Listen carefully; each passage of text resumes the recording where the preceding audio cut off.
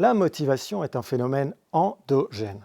Cela signifie qu'il se crée à l'intérieur de la personne, qu'il apparaît et se développe au sein même de l'individu.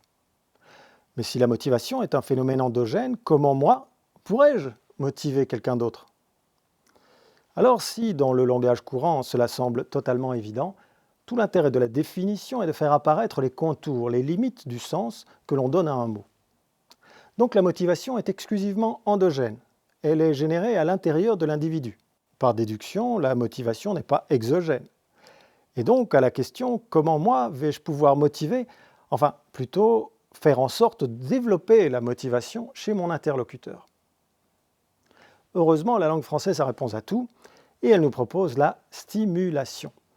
La stimulation est donc la capacité d'une personne à influencer le niveau de motivation d'une autre. Nous avons donc d'un côté la motivation et de l'autre la stimulation. Ok, et la question qui vient juste après c'est « So what ?»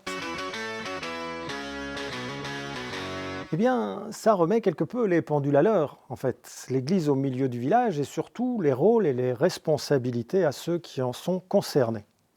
Le collaborateur a la responsabilité de son propre niveau de motivation. Elle lui appartient et personne d'autre que lui n'y a accès.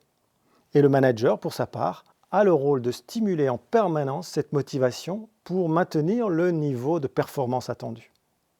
Nous ne sommes plus sur une responsabilité partagée, mais sur le partage des responsabilités. Et c'est là l'essence de l'autonomie, de la responsabilisation et du sentiment d'efficacité personnelle défendu par Bandura. N'hésitez pas à partager votre avis dans les commentaires et surtout, si vous en voulez plus, pensez à stimuler le système.